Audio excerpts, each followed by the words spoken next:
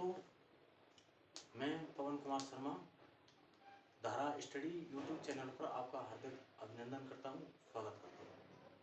तो हम आज पढ़ने वाले हैं राजस्थान की कला एवं संस्कृति के बारे में, और इसमें पढ़ाएंगे हम आपको राजस्थान के लोक देवताओं के बारे में। तो सबसे पहले पढ़ेंगे हम मारवाड़ के पंचपीरों के बारे में। पंचपीर का मतलब होता है कि जिनको हिंदू व मुस्लिम दोनों पूजते हैं वो पंचपीरों में आते हैं। तो पंचपीरों के बारे में एक कहावत प्रचलित है कि पाबू हड़बू रामदेव, पाबू हड़बू रामदेव,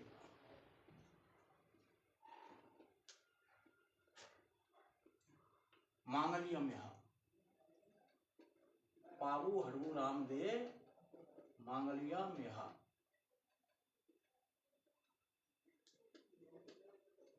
पांचों पीर पधारजियो, पांचों पीर पधारजियो,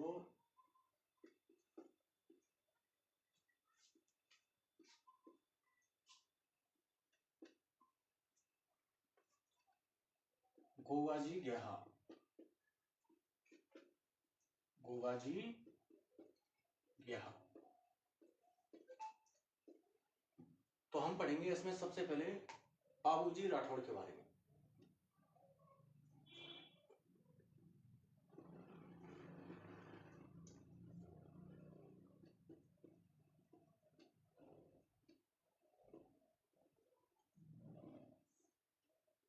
तो पाबूजी राठौड़ के बारे में पढ़ते हैं कि पाबूजी राठौड़ का जन्म कहाँ हुआ था।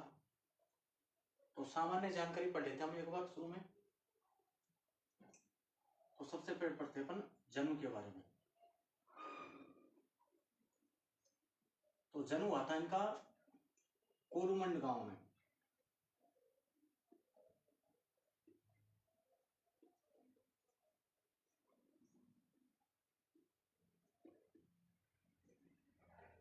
जिला पड़ता है फलौदी।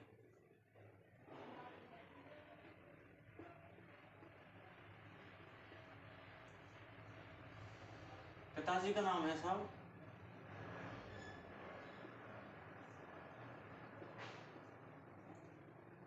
धांगलजी राठौड़,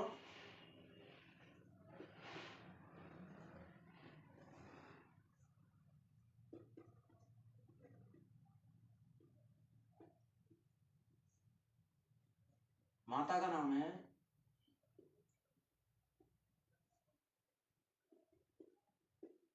कमला देवी।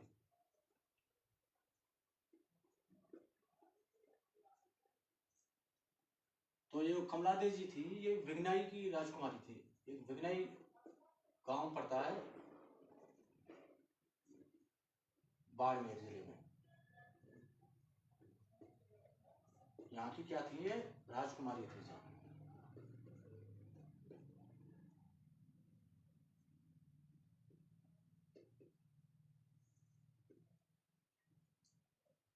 तो वैसे इनके बारे में कहावत प्रचलित है कमला देवी जी के बारे में कि ये पूर्व काल में एक अप्सरा हुआ करती थी। तो धांधलजी राठौड़ ने इन पर एक शर्त पर विवाह किया था। कमला देवी जी ने एक शर्त रखी थी कि मैं आपसे शादी करने के लिए तैयार हूं, लेकिन मैं जब भी अपने कक्ष में रहूं तो आप खांस मठार कर या कुछ संकेत देकर अंदर आए, बिना संकेत दिए अंदर प्रवेश नहीं करें। तो एक दिन होता क्या है कि बाबूजी छोटे से थे, तो एक दिन धांधलजी राठौड़ को ध्यान नहीं रहा, वो सीधे ही कक्ष में प्रवेश करते हैं और देखते हैं कि एक शेरनी एक छोटे से बालक को दूध पिला रही है। तो धांधल जी अपनी शर्त को तोड़ देते हैं। तो तब ये क्या करती है, कमला देवी जी जो अप्सरा थी, ये वापस स्वर्ग में चली जाती हैं और यहाँ से चली जाती हैं। तो इनका जो पालन पोषण करते हैं बाबूजी का, वो करती है साहब एक केसर काल में घोड़ी दी थी माँ देवलचारिणी ने। तो माँ देवलचारिणी के द्वारा इनका भरण पोषण किया जाता है। तो उन्होंने इनको एक घोड़ी प्रदान की थी केसर काल में। और घोड़ी देते समय उन्होंने एक चीज की थी कि जब भी मुझ पर कोई मुसीबत आएगी तो ये घोड़ी हिनन आएगी, यानी कि आवाज देगी। तो आप समझ जाना कि मुझ पर कोई मुसीबत आई हुई है। तो माता का नाम पढ़ लिया, पढ़ते हैं इनके भाई का नाम।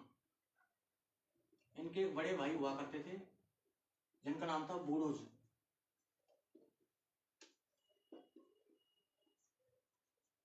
और बूढ़ो जी का जो विवाह हुआ था वो हुआ था गरनार की राजकुमारी केसर कंवर के साथ। जो विवाह हुआ था ये हुआ था केसर कंवर जी के साथ,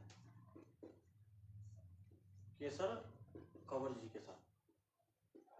और जो केसर कंवर जी थी ये कहाँ की थी? गरनार। गरनार पड़ता है गुजरात में, गरनार गुजरात की थी साहब। अब आ जाते हैं इनके एक भतीजे हुए करते थे। तो साहब भतीजे थे इनके साथ जरडोजी और जरडन जी। जरडोजी या जरडन जी, जिनको वास्तविक नाम है जिनका रूपनाथ जी। रूपनाथ जी जिन्हें हिमाचल प्रदेश में बाबा बालकनाथ के नाम से जाना जाता है। तो इन्होंने क्या किया था? जरडो या जरडन जी ने, जब बाबूजी चौथा फेरा बीच में छोड़कर युद्ध के लिए जाते हैं, यानी कि इनके जीजा जी थे जयल नागौर के रहने वाले थे जींदराव खींची। तो जींदराव खींची क्या करता है? मां देवल चरणी की गायों को चुरा लेता है। तो केसर कालमी के द्वारा संकेत दिया जाता है, उस समय 3.5 फेरे हुए थे। तो बाबूजी चौथा फेरा बीच में छोड़कर जाते हैं।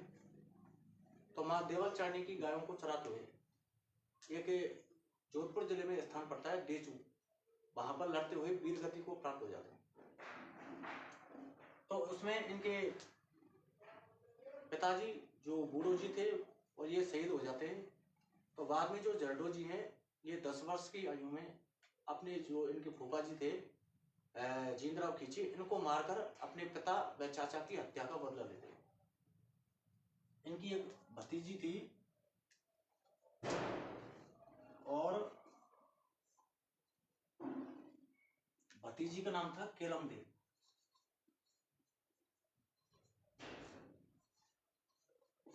और केलम देव का विवाह हुआ था गोगाजी चौहान जी के साथ। जो गोगाजी महाराज हैं उनके साथ इनका विवाह हुआ था।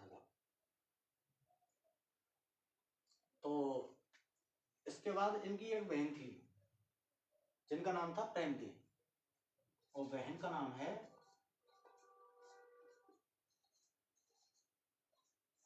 प्रेमदेव। और प्रेमदेव का विवाह हुआ था, प्रेमदेव का विवाह हुआ था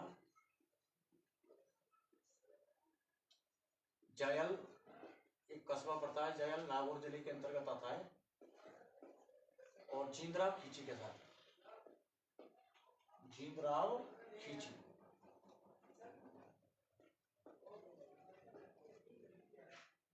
इनके साथ विवाह हुआ था। तो आगे होता है इनका एक मेला लगता है साहब, पाबूजी का मेला लगता है। पाबूजी का जो मेला लगता है वो लगता है चैत्र अमावस्या के दिन। चैत्र अमावस्या को इनका मेला होता है साहब। इनका दूसरा मंदिर है, जो दूसरा मंदिर है वो पड़ता है आहड़ में, और आहड़ पड़ता है उदयपुर में।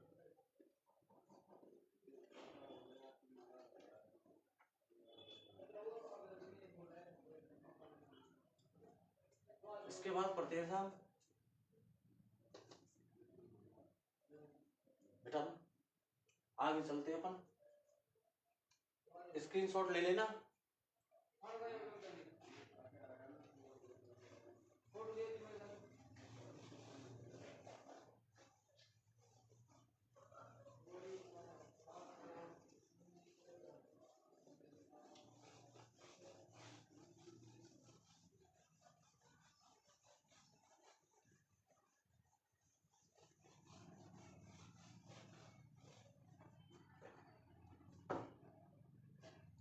अब पढ़ते हैं अपन पाबूजी की फड़ के बारे में कि पाबूजी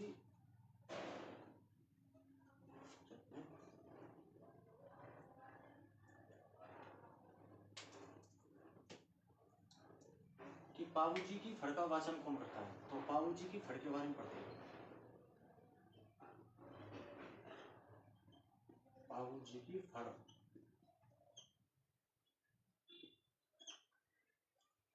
तो फड़ के बारे में पढ़ते अपन कि राजस्थान में सबसे लोकप्रिय फड़ है वो पाबू जी की मानी जाती है। तो सबसे लोकप्रिय फड़ किसकी है? पाबू जी की सबसे लोकप्रिय फड़ मानी जाती है। अब आ जाता है कि फड़ का वाचन कौन करता है। तो पाबू जी की फड़ का वाचन करता है नायक जाति का एक भोपा होता है, जो कि रावण हत्ता वाद्यंत्र के साथ पाबू जी की फड़ का वाचन करता है।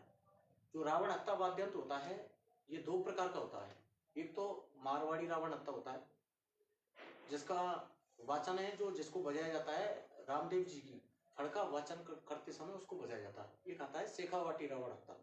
तो पाबू जी की फड़ का वाचन करते समय शेखावाटी रावण हत्ता का उपयोग किया जाता है। तो फड़ का वाचन, जो फड़ का वाचन करता है वो नायक जाति का भोपा करता है।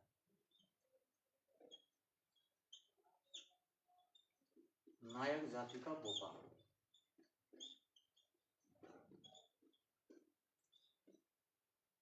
और जो वाद्यंत्र काम में लिया जाता है उस वाद्यंत्र का नाम है रावण हत्ता। और इसमें भी अगर स्पेशल पूछा जाए तो शेखावाटी रावण हत्ता यूज में लिया जाता है। तो रावण हत्ता यह राजस्थान का सबसे प्राचीन वाद्यंत्र माना जाता है। इसके बाद आते हैं कि पाबू जी के जो साथी थे वो साथी कौन कौन से थे। तो पाबू जी के जो साथी थे मित्रों उनमें आते हैं चांदा, डेमा और हरमल रहबारी।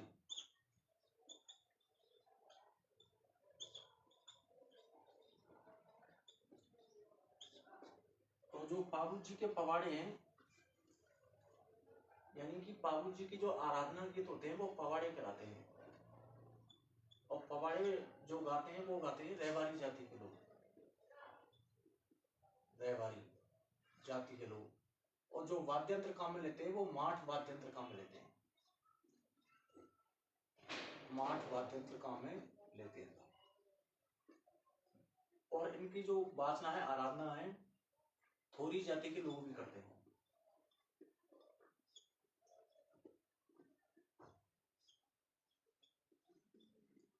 थोरी जाति के लोग। और जो वाद्यंत्र काम लेते हैं वो आता है सारंगी वाद्यंत्र,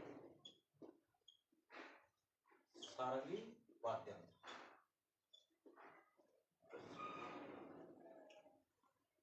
इसके बाद आते हैं साहब कि अब आ जाती है सबसे लोकप्रिय पढ़ हमने पढ़ लिया था, भाषण पढ़ लिया, वाद्यंत्र और साथ ही पाबू। तो पाबू जी के जो गुरु थे, गुरु का नाम पढ़ लेते हैं। इनके गुरु का नाम था मित्रों समर्थ भारती। गुरु का नाम क्या था? समर्थ भारती, ये गुरु जी थे। इसके बाद पढ़ते अपन आगे।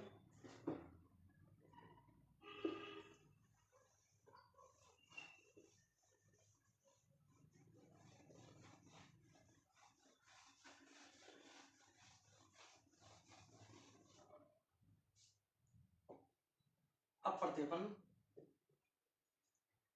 कि राजस्थान में या मारवाड़ में, राजस्थान में या मारवाड़ में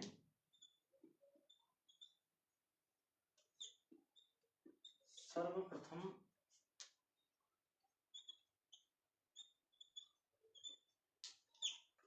ऊंटों को लाने का श्रेय, ऊंटों को सांडे कहा जाता है। क्या कहा जाता है? सांडे को लाने का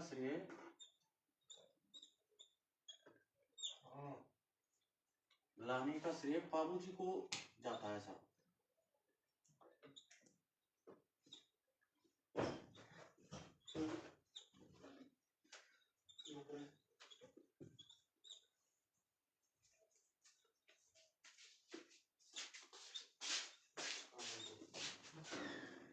तो इनकी जो भतीजी थी उनका नाम था किरम देवी। तो केलमदेव ने एक बार जिद की तो ये मध्य एशिया से ऊँटों को लाए थे, और जो जैसे ऊँट को लाए थे वो 5 कुबड़ वाला ऊँट था। तो ऐसा कहा जाता है कि दूरी अधिक थी आने में, तो इन्होंने क्या किया कि अपनी हाथ से एक थाप लगाई थी, जो 5वां पैर था बीच में था, तो वो अंदर की तरफ धसा दिया पेट में। तो ये 5 पैरों वाला ऊँट था। तो केलमदेव जी की जो जिद थी, उस जिद को पूरा करने के लिए ऊँटों को लाए थे राजस्थान में सब। इसके बाद आ जाते हैं साहब, अब लास्ट बचता है पाबू जी के जीवन पर आधारित ग्रंथ, यानी कि किसने इनके जीवन पर, इनकी जो जीवनी लिखी ग्रंथों के माध्यम से, तो वो ग्रंथ कौन कौन से हैं। तो एक तरफ पढ़ते हैं पाबू जी के जीवन पर आधारित ग्रंथ।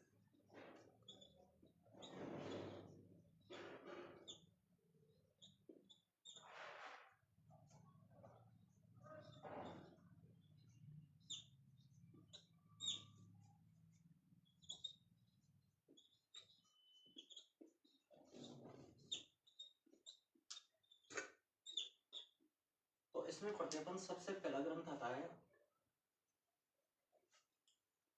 इसमें पढ़ते अपन सबसे पहले पाबू प्रकाश के बारे में। तो पाबू प्रकाश लिखा था आसिया मूर्जी ने। किसने लिखा था? आसिया मूर्जी। आसिया मूर्जी ने लिखा था।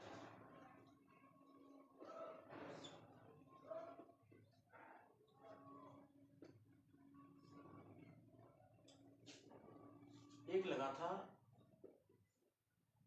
पाबू सोरठा,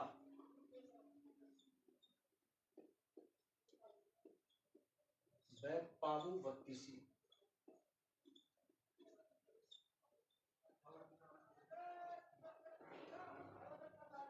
तो ये लिखी थी मित्रों रामनाथ कविया जी ने।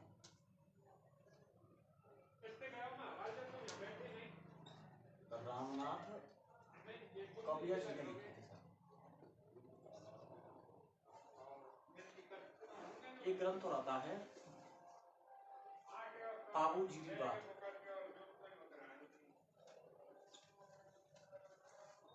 पाबू जीरी बात ये लिखती महारानी लक्ष्मी कुमारी चुनावत। महारानी लक्ष्मी कुमारी चुनावत। लक्ष्मी कुमारी चूड़ावत जी ने लिखी थी सब।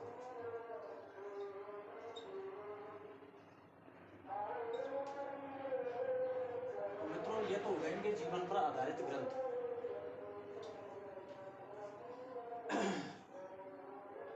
अब पढ़ लेते हैं इनकी घोड़ी का नाम क्या था। तो मित्रों यही लिख लेते हैं अपन, इनकी घोड़ी का नाम था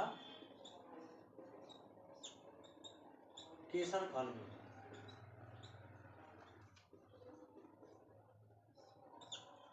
और जो केसर कालमी घोड़ी थी ये इनको माँ देवल चाणी ने प्रदान की थी। तो किससे दी थी? माँ देवल चाणी से। देवल चाणी, माँ देवल चाणी। इनका जो विवाह हुआ था,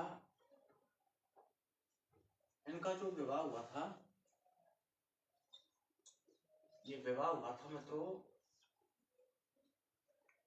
अमरकोट पाकिस्तान। अमरकोट स्थान पड़ता है पाकिस्तान में। यहाँ की एक राजकुमारी थी जिनका नाम था फूलम देवी, और फूलम देवी को सुपार देवी कहा जाता है। तो इनके साथ इनका विवाह हुआ था मित्रों। तो जब जींदराव खींची ने इनकी माँ देवल चाणी की गायों को चुरा लिया था, तो पाबूजी राठौड़ जब केसर कालमी ने इनको संकेत दिया, तो ये चौथा फेरा बीच में छोड़कर जाते हैं, यानी कि 3.5 फेरे लिए थे इन्होंने।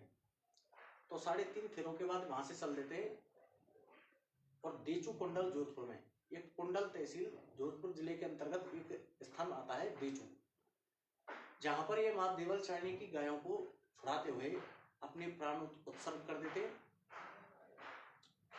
तो अब आ जाते हैं मित्रों इनके उपनाम क्या क्या है। एक बार उपनाम और पढ़ लेते अपन।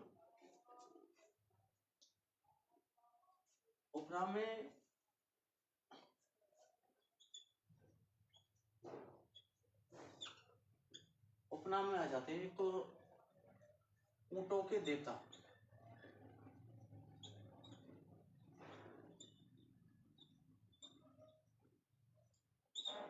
ये कहा जाते हैं गौ रक्षक देवता।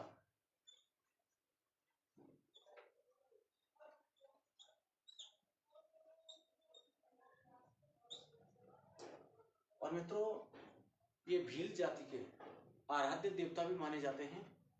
ऊंट के प्लेग रोग होने पर, प्लेग रोग को सर्रा रोग के नाम से भी जाना जाता है, जब ऊंट के प्लेग या सर्रा रोग होता है तो इनकी पूजा की जाती है जिससे ऊंट सही हो जाता है। तो ये उपनाम हो गए ऊंटों के देवता, गौरक्षक देवता, प्लेग या प्लेग रक्षक देवता भी कहा जाता है इनको, प्लेग रक्षक देवता।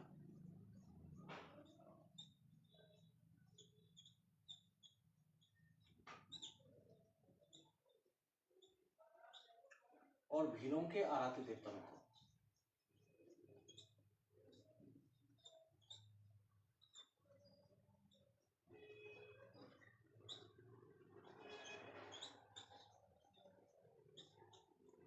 तो मित्रों ये पाहु जी के बारे में जानकारी थी। अगले एपिसोड में पढ़ेंगे हम हाड़गू जी के बारे में, और इनका मेला बता ही दिया, चैत्र अमावस्या को लगता है। कोलू गांव फलौदी जोधपुर में, फलौदी में लगता है, वर्तमान में फलौदी जिला बन चुका है। और ये इनके बारे में जानकारी थी। आपको क्लास कैसी लगी अपना फीडबैक जरूर दें। तो जय हिंद।